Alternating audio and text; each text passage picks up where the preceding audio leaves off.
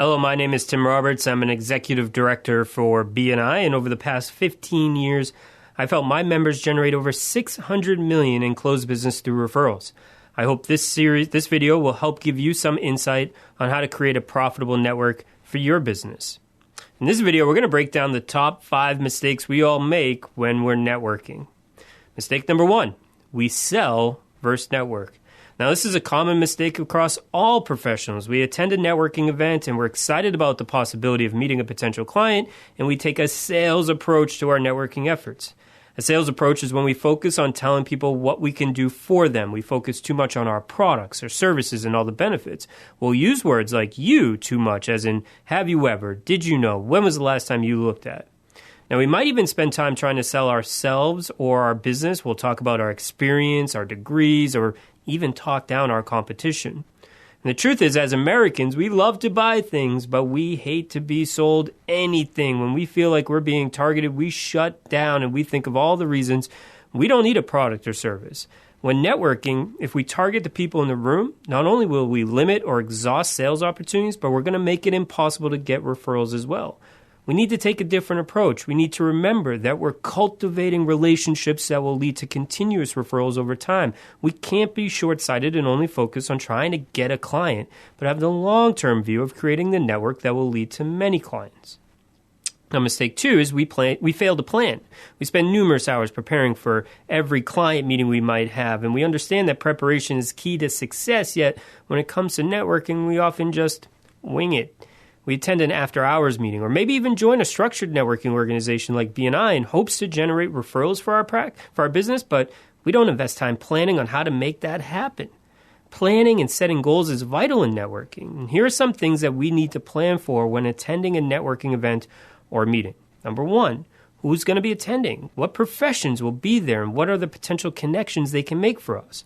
Number 2, what is the purpose or focus of the meeting? Is it a social event, a focused referral meeting, a political event, a fundraiser? The focus of the meeting will dictate the approach. 3, what's the end result we desire? What is going to be the referrals or connections we're looking to make? 4, how are we going to follow up? The networking meeting is just the beginning. What's our process after the event? And 5, who can I attend with or ask help from to make the connections I need? Now, this is just an example of some of the planning we need to do. The truth is, if we want more referrals, we need to make word-of-mouth marketing a true part of our business and marketing plan. It can't be an afterthought. We need to have a clear strategy. Mistake 3 is we don't attend consistently. Valuable referrals come from strong business relationships. A business relationship is not unlike any other relationship we have. It takes time to develop and nurture. We need to invest in the other person and earn their trust and build our credibility.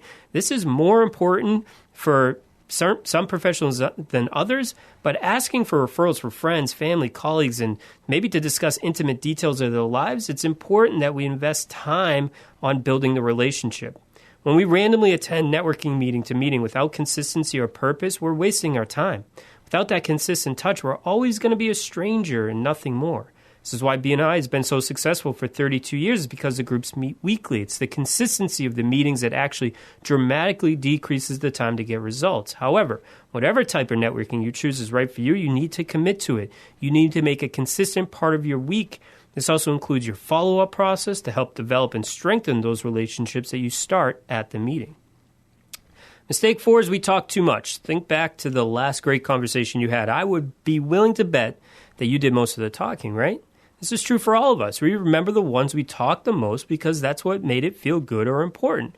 Now remember, the goal of most networking events is to be remembered after. When we follow up with them, we need them to remember who we are in a good way. And the best strategy for this is to get other people talking and listen. We have 2 ears, 1 mouth. We need to use them proportionally. Ask questions and be sincere in listening to their answers. Listen, don't just hear people. Part of your planning should be to develop what questions you want to ask. The best way to do this is think of the questions you would want other people to ask you. Take notes even when people talk to you so that you can refer back to the key parts of their story when you follow up. Stand out against everyone else they speak to by being the one who actually focused on them first. Mistake 5 is we make assumptions. It's very easy to make this mistake. We walk into an event or decide to attend an event or not, all because we assume no one there will be a good fit for us. Now, typically we're thinking in terms of becoming clients of ours, which we've already discussed, but we even will make assumptions on whether we think someone or a group of people could refer us or not. This is a big mistake. Yes, certain professions will be able to pass you more referrals more often. These are what we call your contact sphere professions. But the truth is we never really know who knows who. Who's in their family? Who's their best friend? What previous jobs did they have? Who do they really know? We're never going to know the answer to these questions until we know the other person. And people will not open up these connections for us until we've developed that proper relationship. And again, all relationships start with an initial conversation. Get out there and meet people. Don't judge. You'll never know if they're a good fit for you and your business until you start the conversation.